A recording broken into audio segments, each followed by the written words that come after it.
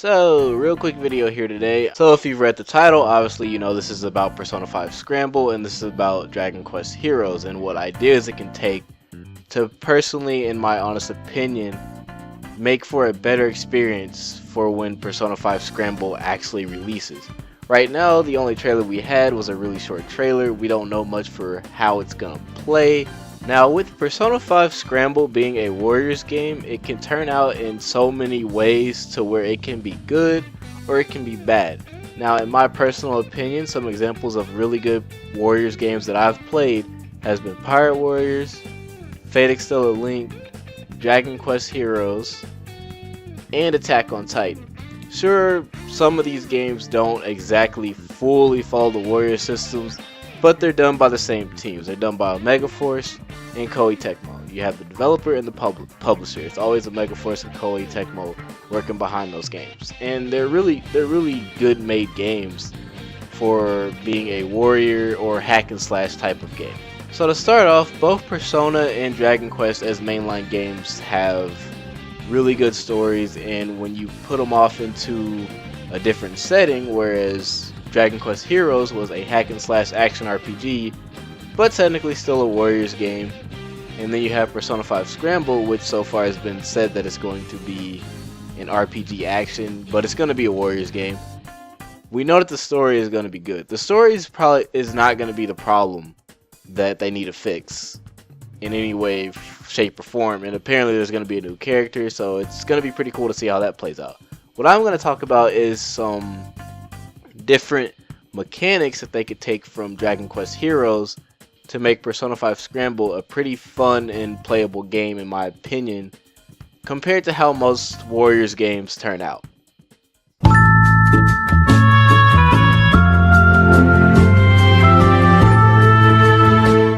So one of the first things I want to talk about is in Dragon Quest Heroes 2, you get 5 classes that you get to choose from off the start. Later on, you get 2 that you can unlock after requirements are met.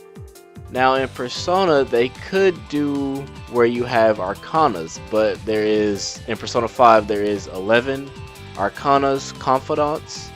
There's 11 of those, so I'm not sure if they would go that route, but if they did, you know, you could have it where choosing certain confidants gives you certain powers, or you know, different abilities and all that, or different personas, since Joker's a wild card, so he uses more than just Arsene. You know, he uses whatever personas are in the Magician Arcana, whatever personas are in the Devil Arcana, etc, etc, it goes on. Now, if they didn't go with this route, another thing in Dragon Quest Heroes that you can do is when you fight certain monsters, they drop these monster tokens, which with these monster tokens you can then use them to do different stuff. Sometimes you can transform into the monster for a limited amount of time and use their abilities. Sometimes they just come out and they will either buff you or debuff an enemy. Also, sometimes they may just come out and do one attack and then disappear. With the multiple personas in Persona games, this system can be highly used, especially since in the trailer you do see that there's some Pyro Jack, and I think it was Pixie, maybe Jack Frost in that whole battle thing.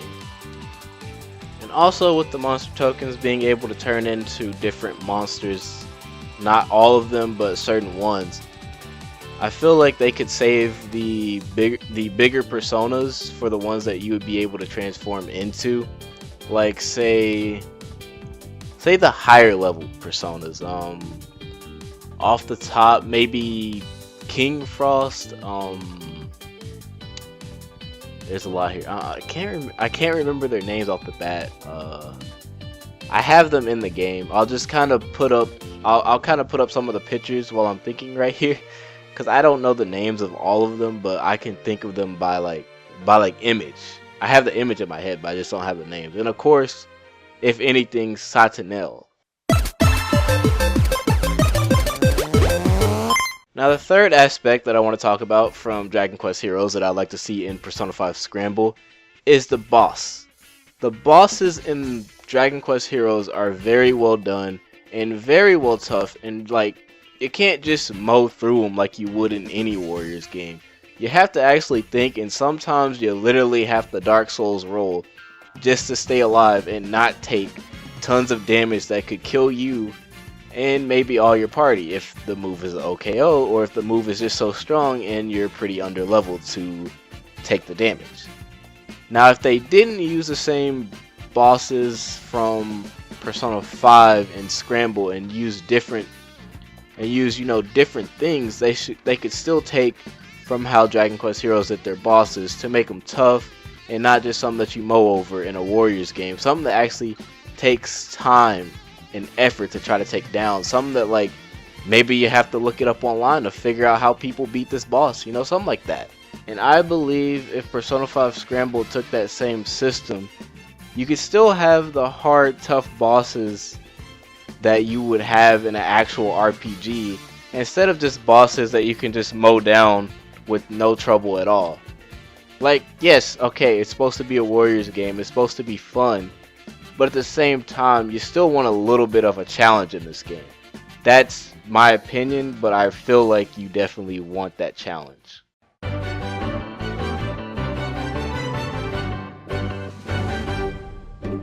Time for the fourth aspect. So the fourth aspect is in Dragon Quest Heroes 2, there is an expansive, huge hub world that you can travel around in. Of course, there is the world where no monsters come in and you can just go around, get weapons, get items, accessories, complete quests, earn MIDI medals, a lot of other things that you can do, change your party, go to the change your class, and you can also take on challenging dungeons. The more you progress in the story, the more dungeons that you get. Even when you beat the game, there is even more challenging dungeons that they give you that go up by like 10 levels for every new dungeon.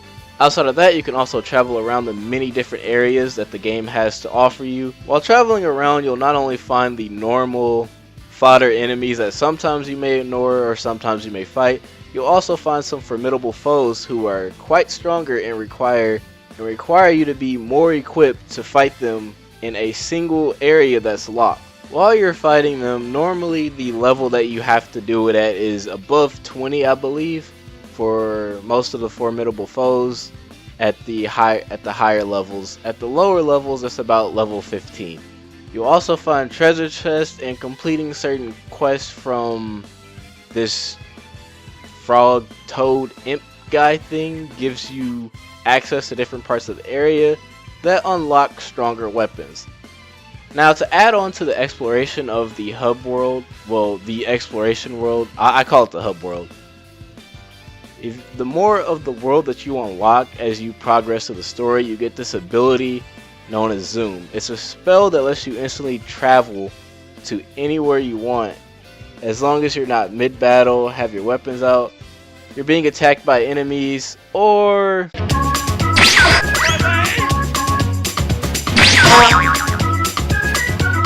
shit.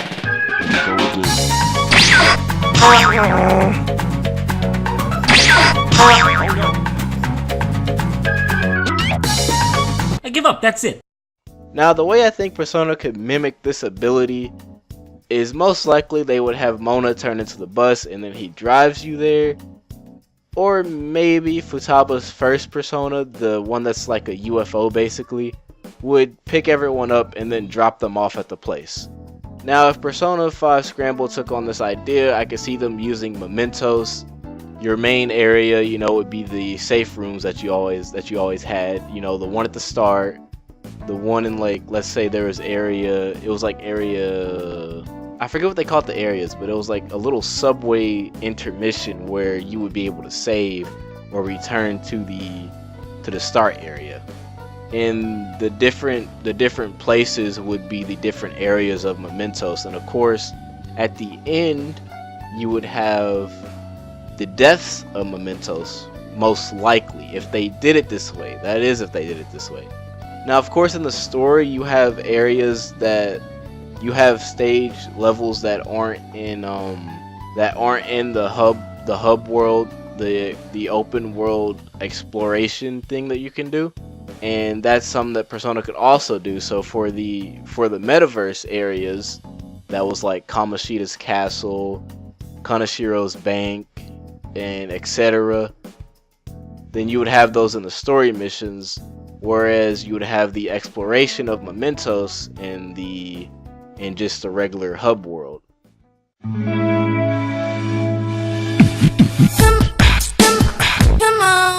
And so on to the fifth aspect, and this is one of my favorites, is the battling of Dragon Quest Heroes. So in Dragon Quest Heroes, not only do you have everyone has different attacks and abilities and different high tensions to use. Basically your super move that while you're in high tension you can't be hurt, knocked back, you don't take damage, so you can just well out on the enemies, and then at the end of it you just use a super move that normally takes about a good chunk of health and is very useful against staggering bosses. Another part of this that I like is that during battle you can switch between your team. So normally in Warriors games, the character that you choose, you're stuck as that character, but in Heroes you can choose, you have 3 other people in your party that you can switch between. So let's say you don't have tension but someone else does, so you want to use that person so you can lay down some damage on a boss or a tough enemy. Well, you can switch to that person. Or your healer's not healing and you need some healing, well, you switch to him and give the healing yourself. Your damage dealers aren't doing some damage, well, you switch to them and you do the damage yourself. You know, you just have the option to help out when your AI aren't doing what they should be doing, which tends to happen a lot. Now we're down to the last part of the video. I've covered 5 aspects.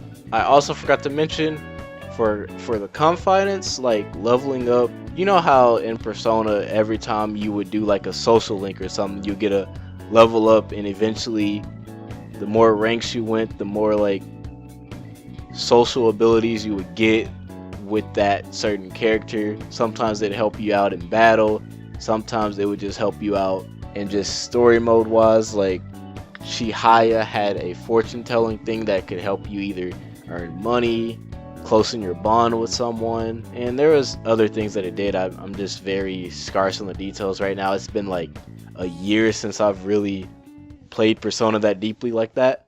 But for that bonding system, I feel like they could use how Fate Extella does. Now how Fate Extella does is after completing certain they're called side missions, after completing them, when you do a story mission, as long as you did it right at the end of the mission, it will boost the level up by 1. So then normally when you get about 3 levels, you have a converse option, and you converse with them and you see whatever they have to say basically.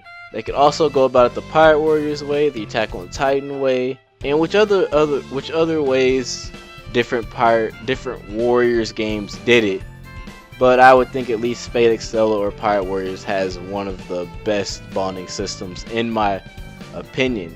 And they could even give you like choices that you could say, because you know that's how Persona works.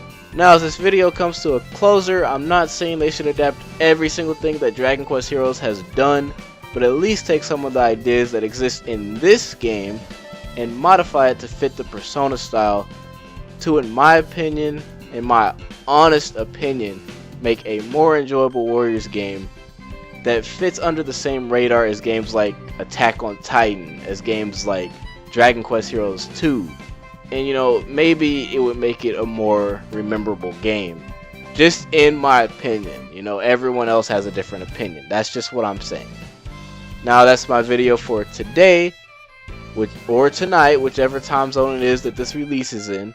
And I'll see you guys in the next discussion video, which will be me and my friend Tim's next podcast, where we talk more about Persona 5 Royal and the small Persona 5 Scramble trailer. Don't forget to subscribe. Hit that notification bell because YouTube won't tell you when I make a video. Don't forget to like the video. Don't forget to leave a comment. And hey, if you really liked it and you want to help me out, please share this video around. I didn't talk about Persona 5 Scramble, a 1-minute trailer for 10 minutes for nothing. I mean, maybe I did. I don't know. I just want to put my opinion out there, okay? We're good? We're good. Okay, play the outro. I'm out of here. Peace out. See you next video. Ooh, that hops. Ooh, I'm still alive. guys are smart.